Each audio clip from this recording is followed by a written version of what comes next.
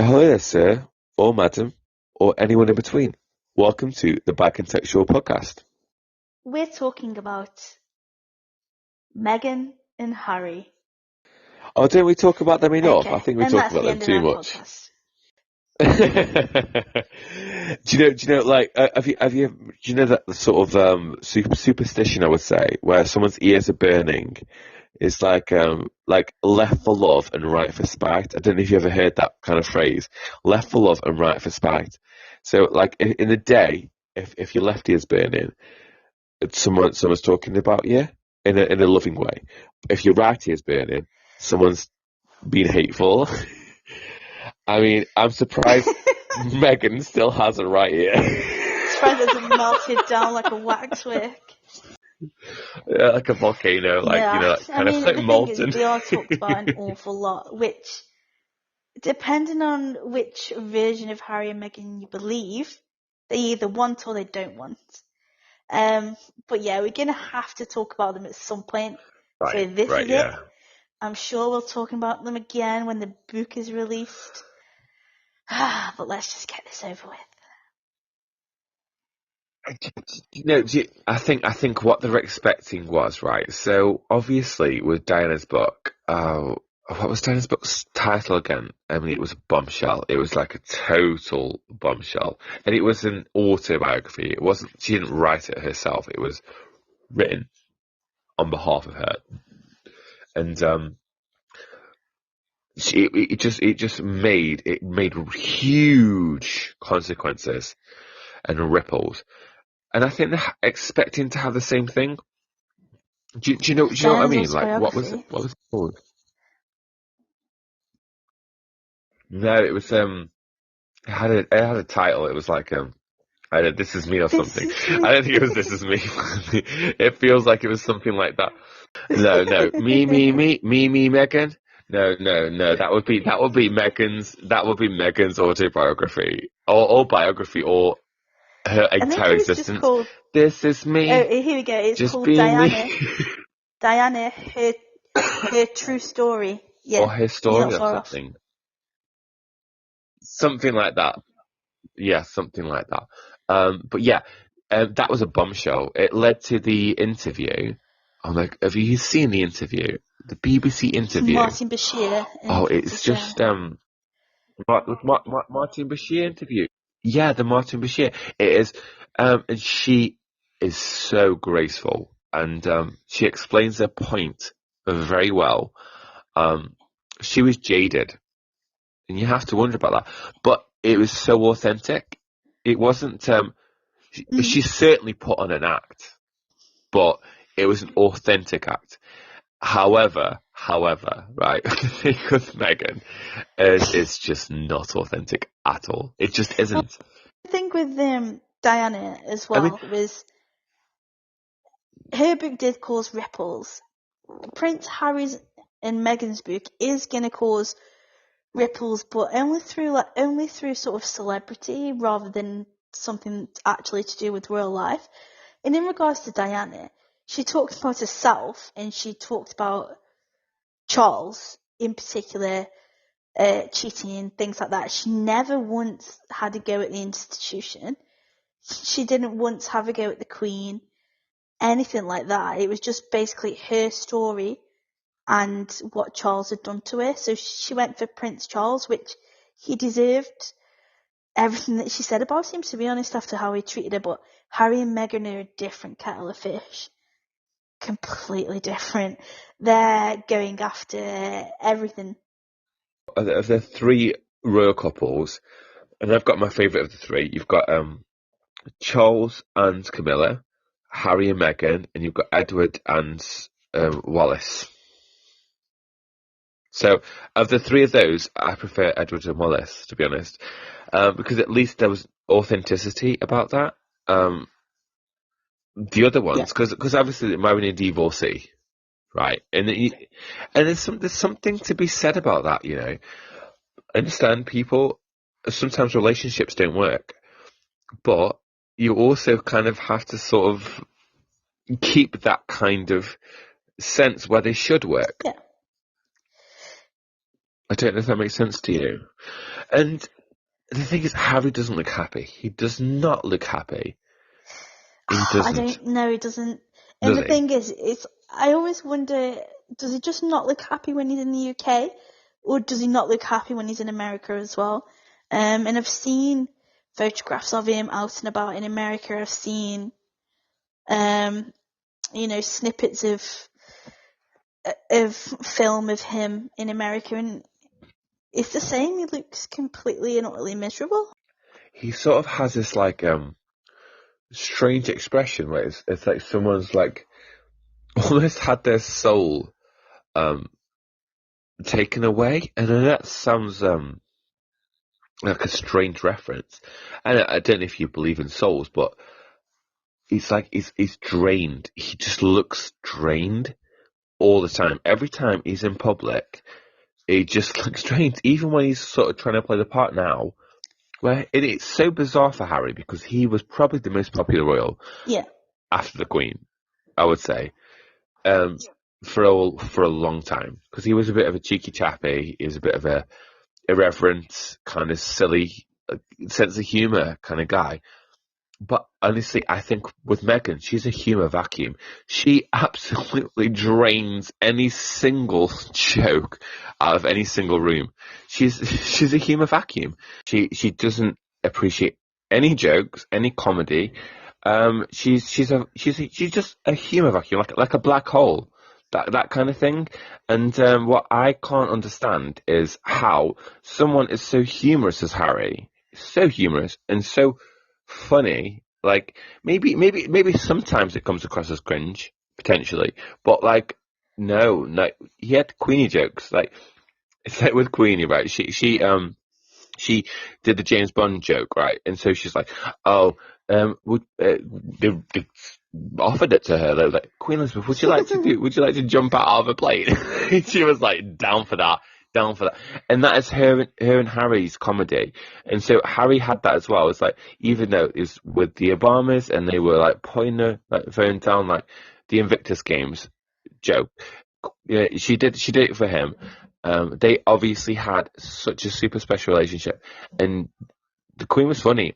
If you hot mic moments with the Queen are some of the best things you've ever seen. She just drops the facade, Yeah. but the facade is important for the Queen. But Meghan's facade is very different. It is her facade is like, I'm just this, but that kind of nonsense. It's like, no, we don't buy it. It's not authentic. It's It's not not authentic, and like you say, authentic. Harry seemed happier before. I mean, the thing is, he's obviously going through a tough time because he has a broken relationship with his dad. He's got a broken relationship with his brother. His relationship has been affected by everything that he and Meghan have both said about the royal family. So perhaps that is adding a stressful weight to him. But at the same time, he just does not seem to have any joy left in him. There's nothing. He does There's look nothing. He vacant. He looks. does He look looks vacant. vacant. And the thing, like you say, the thing about Meghan is she was embraced. There was bad press, but there's been bad press about every female that's joined a male relationship. Like, I remember, I don't want to mention him, but I will. I remember when Prince Andrew got married to Fergie. She was actually a really good speech giver, a public speaker, and she was actually really funny herself.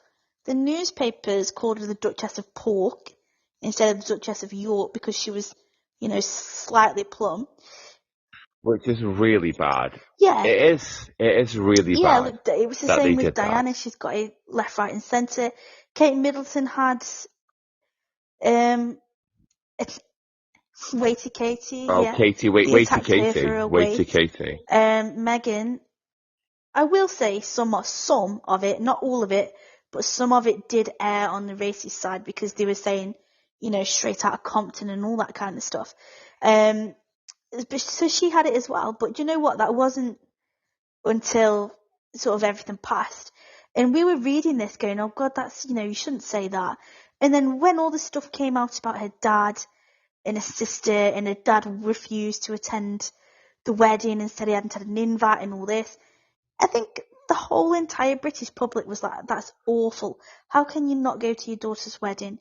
Even if you have fallen out with her, you should be a parent and go to this wedding. And we were all on Meghan's side. And when they got married, we all turned up for it. We all watched it on TV. We were all still on the side. Yeah. And then Yeah, when they I stepped totally away did. from Yeah. royal life, we were still on the side. We were like, that's perfectly understandable. We understand why Harry's made that decision because of everything happened with his mum. They're just stepping away and they're doing them. And we were all still fine with that. The reason it turned is because she gave that interview. I was gonna say she dropped a bombshell, and it was a completely different bombshell to what Diana had. Diana's bombshell, like before Diana, it was like she was very popular, very popular. Because I remember that, like I was very young, but I remember how popular Diana was. And she just came out, and she was exploited for that interview. It wasn't given out of the correct circumstance. It wasn't given out of that. It was sort of she was sort of like sidelined into it. And then she came across. That's why it's genuine. Whereas the Oprah interview, so the bombshell for Diana, right, is it turned the public almost against the royal family. That interview achieved that. Whereas, to be honest, the opposite happened with the Oprah interview. Like with Harry, it turned the public against. It just did. It just managed to achieve something. And people who don't care, they don't care, right? If you don't care, you don't care. That's fine. But that interview, it was a joke. I mean, I can still. It does look like a bird of shit on a dress. And you know something? She shat.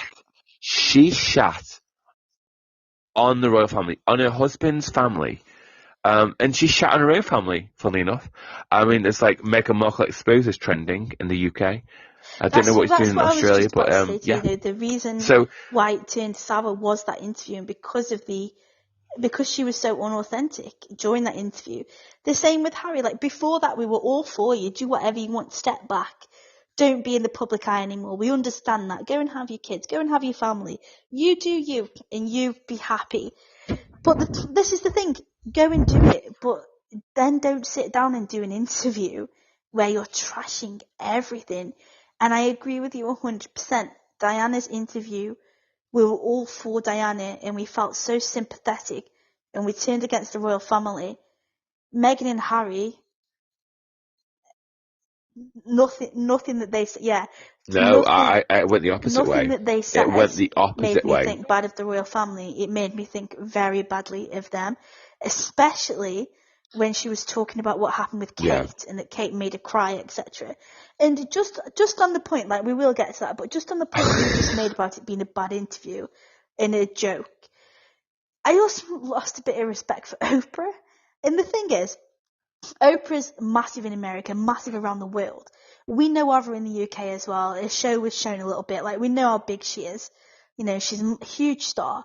And I always used to have massive respect for her because she's made her own way. She's been really kind. She's done a lot for people. But she sat there and I thought to myself, what are you doing? Because this isn't an interview. This is Meghan speaking. An accusation. It just felt like an hour-long accusation. And there was no kind of investigative sort of element to it. It was all sort of like validating everything she said. There was no question. There was no questioning it. It's like, so it was just allowing. It was like, to me, that defined Meghan Markle, and it will always define her. That's her character. So I didn't even know the royal family were. There's a picture of it outside Buckingham Palace. Like, even I didn't have a picture. I'm from England, and even I didn't have a picture outside of Buckingham Palace. So it's like, I didn't even know who the royal family were. It's like, oh, get a grip. Get a grip, you liar. Well, I mean, the thing with Oprah, right? So she had a scandal years ago where a book came out, and it was 1,000 Little Threads or something. Even South Park made an episode about it. And So, so basically she sold a book, and the whole book was full of lies. And to me, it's just happened again. And so, so she, she relies. The thing with Meghan, she Yeah. relies on identity, and yet she's denying one half of her identity Yeah. by trading on That's the exactly other. what it is, and that's why it feels so inauthentic because it is inauthentic because we've seen it. It's like you say, she to say that you've never heard of the royal family is it's so ridiculous. And I don't just mean that in a way of like, oh, everyone should know the royal family. I mean it from a point of view that we know that she knew them because she's had pictures. She gave statements before in other things talking about the royal family. She used to do a blog where she spoke about the royal family in that blog. She knew of the royal family. In regard this If she was born in a cave, like maybe potentially she could have not heard of the Queen, for example. But no, no. she's an American who moved to Canada. She moved to Canada to film Suits. So she that was the monarch there, and she had pictures outside the Buckingham Palace. I've not been to Canada, and I've got no pictures outside the Buckingham Palace. She's more in that respect English than me, and you were right. I was totally on her side before. I was on her side. I was like, Yeah. yes, it's about time Harry came good, because I really felt that way. I felt that way about her, but her actions spoke louder than her words, and I can never ever comprehend the ITV interview that she gave. She comes out the back and says, "Oh, it's really difficult. It's really tough." And so, it's like she must understand the institution, and if she doesn't, she got all of her titles, all of the. This is a problem with their separation from the royal family. She wants to keep all of the good stuff, and without the duty. And the thing is, the royal family is all about duty. You have a duty, and she only has a duty to Yes, I herself. agree. So we talked in the last podcast a bit about Queen Elizabeth and that she was to serve the people and that she stuck to that word. And we said, that she had integrity. It seems that that is what Meghan's lacking. But the thing about the interview with Oprah, you can literally pick it apart completely, with things that Meghan said and done in her past, and prove everything that she's saying is that it's wrong and that it's lies. Oprah decided to keep her mouth shut and not rebuke anything. And instead of being an interview, like you said, it was just basically, an ode to Meghan's troubles. But it seems to be as well that Meghan is kind of, Prince Harry is just kind of like rubbed off on Prince Harry, and Prince Harry now espousing all of these lies.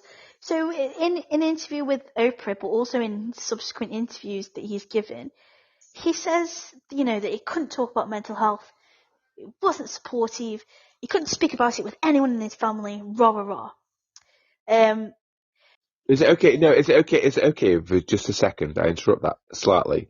Um, he lost his mum at such a young age, and he's always going to play second best to William. So that's perfect territory for a manipulative cretin to jump on. No accusations made. I'm just saying that's like perfect territory.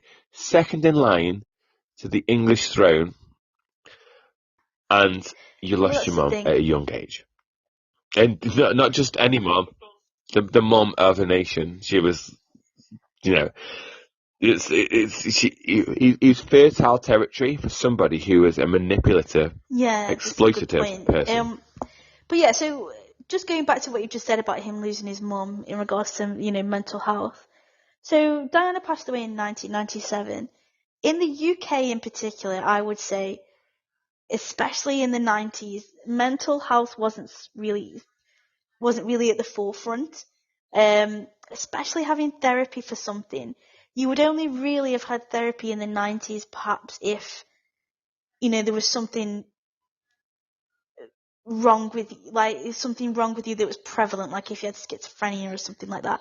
I don't know of anyone in the 90s who had therapy. So in the 90s, they wouldn't have looked at Prince William and Harry and thought, do you know what, we need to get these guys some help, even though they were young. Now, in 2022, in Britain, mental health is at the forefront of almost everything. It's having so much money ploughed into it. It's completely normalised having therapy. It's a completely different world around mental health, and thank God it is. But Prince Harry in particular said that he was struggling and he got no support from anyone. It wasn't an environment in which he could talk about it, and none of the family helped. So we've put YouTube shorts, TikToks, if you go on our TikTok channel, of debunking these lies with Harry, because not only was it supported, he's on film talking about it with William and Kate about what a campaign they had called the Heads Up campaign, which was specifically for charity, and then they did a kind of a 10k walk, or I think it was the London Marathon or something like that, to raise money for the Heads Up charity, which is specifically about mental health. He's also on tape saying that William and the people around him gave him support, and it was William in particular that said to him, Luke, you're acting out of character. You need to talk about these things, and we need to get you professional help. And he's also been on tape with his brother when they were talking about a different campaign around mental health. And Harry actually says to the camera, William, said to me, you should get some help for this. And you need to get some therapy.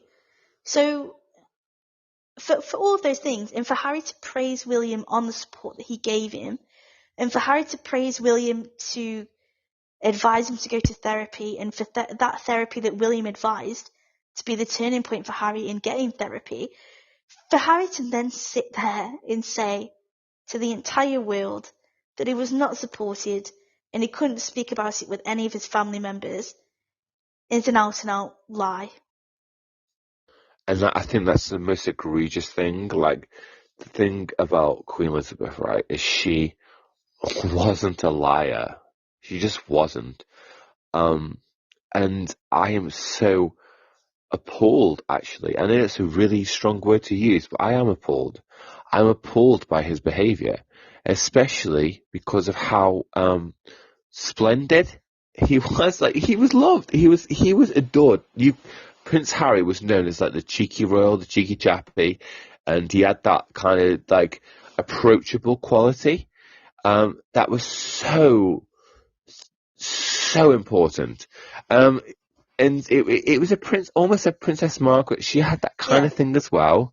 Like, obviously, she passed away when I was young, but historically, her kind of approach to her was similar. But it feels resentful. The thing with Harry, it feels like it's resentful. And I don't think you can get a stronger emotion or a more negative emotion than resentment. I also feel like they, and this is probably because Harry's gone through such a tragedy, but I also feel like he's putting Meghan on this pedestal that his mum was on, and they couldn't be more apart, right? No. Yeah, so two completely different ones. Diana is comparable to the Queen. I mean, what does that say about Diana? Meghan Markle is well, this is what Harry said in a recent interview. He said that his mum was chased to her death, and this is the reason he said for dating a non-white person. And then Harry said, now this is the same thing that's happening to me now. Okay? First of all, I just want to tell you that... Goodness me. What a joke. Queen Victoria had like a... An Indian, love interest. You know what I mean, though. Just to debunk that, I don't know why he's making that about Diana's death about race, because I can tell you now it wasn't. So Diana was hounded. Diana was hounded by French press on mopeds She was in a car that was being driven at 127 miles an hour by someone who was intoxicated. At the time, she did date Dodi Al-Fayed. I'm telling you this now. I'll be surprised if anyone, and if you do, please send it to us, can find any negative press about Dodi Al-Fayed, because there is none, and I have looked. The only things I can find are things that where Diana's saying how in love they are, how much she loves this person, how committed she is to him, and there was kind of rumours that they would be getting engaged soon, everything like that. There was zero negative press about Dodi because he was such a private man, and there was no racist press either. And let me tell, Nothing. there was nothing. Nothing. And There was before nothing. Diana was with Dodi, she still got hounded to the same level. And if she was never with Dodi and she was with a white man, she would still be hounded to the same level. Diana before Dodi got hounded just as much, and that's the tragedy of it. She died because she was hounded by this insatiable need to get pictures of her, to sort of learn about her life, and that was because she was so loved and so popular. And that's the tragic thing. So the love and the popularity spawned this paparazzi to constantly go after her. But Harry saying that annoyed me because it was nothing about race. There's never been anything bad said about Dodi Al-Fayed, ever. And for him to turn his mother's death, for him to say, one, No. that it was about race, that's a blatant It's really lie. bad, And isn't it? two, for him to think that people would hound Meghan the same way that they hounded Diana is such a It's gross just, exaggeration of what he thinks. That so wrong it's on so many wrong. levels. I actually can't believe he said that because, look, press are It's press, like, and I'm press will shocked. take pictures of you wherever you are.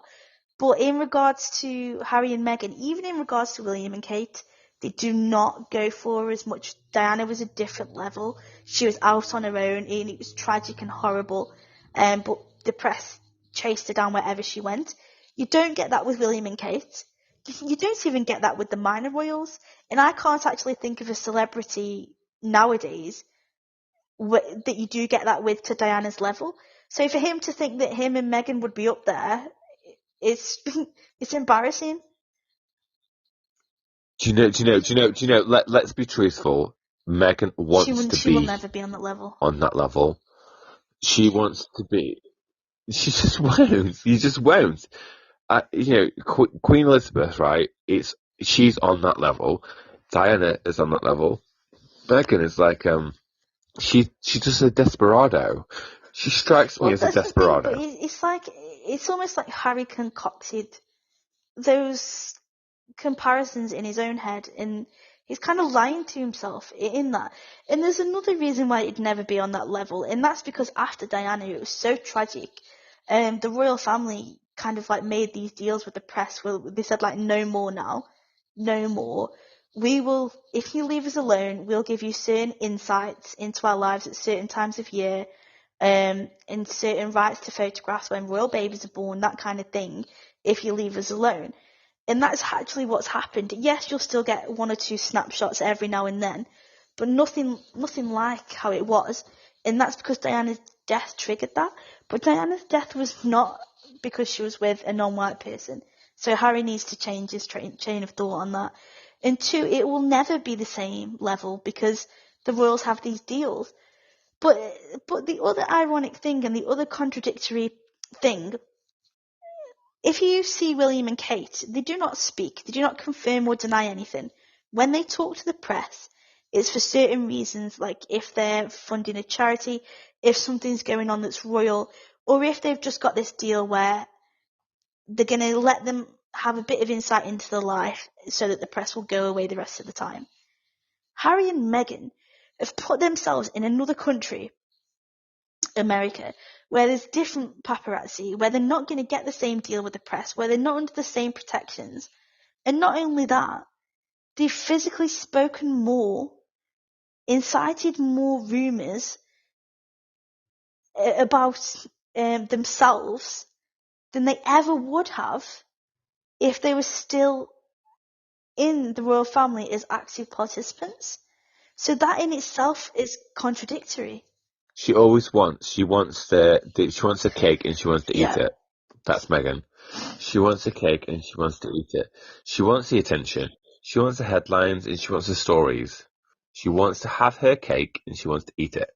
And it's so blatant. Like, it's surprising to me because I've noticed sometimes on social media that people describe it like, oh, well, it's because you're racist, blah, blah, blah, blah. No, you can see a bad actor, and she is a bad actor as well as a bad actor. So she's twofold.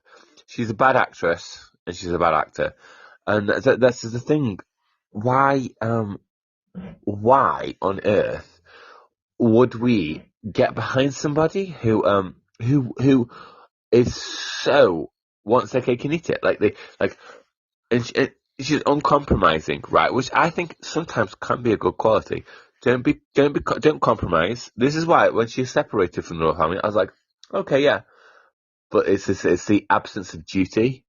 So she's like, she wants her cake and she wants to eat it, and that's my issue with Meghan. It's duty. She has a duty. If she's a senior member of the royal family, then she has a duty to uphold. And so she can't have she wants to make bank, she wants to make money, she wants to make attention, all everything that she wants, right? It's unfulfilled to me. I don't think Meghan will ever be filled. I think what's important to note about the British public is that all celebrities, if we class them as celebrities, instead of royal family for a moment, all celebrities kind of get built up and then get torn down. That happens everywhere in the world, right? Especially when they do something of importance or something like that. But the thing about the British in particular is they won't stand for hypocrisy at all. And Meghan comes across as a huge hypocrite. Harry now also comes across as a huge hypocrite for things that he said. And the reason that they come across as hypocrites is not because of sort of it's not It's because of because some they're hypocrites. fantasy that the British public has got of for hating them. It's not because the British public thinks that Meghan's too carry away. It's none of that because the public were in favour, massively. Oh my god, I loved Meghan. Honestly, initially, I was like, "Oh my god, I'm so glad he's come good." We loved Harry, and I was so glad he come good. And she's good looking. She's a very attractive lady, and so it's like, "Oh, he's come good," and she's not just like, "Oh, it's a bit Yeah, in a spicy," but very good in a way. good In a way, very good way. right? But Do you know what I mean? that's what In I the mean. good Like, way. We were kind of, it's not for yeah. any reason like that. It's because of what they've done as individuals. And the reason we think they're hypocrites is because we can prove that they are by things that they've previously said, by things that they've previously done, and by this sort of absence of memory that both of them have got now about the narrative that they're trying to plug now.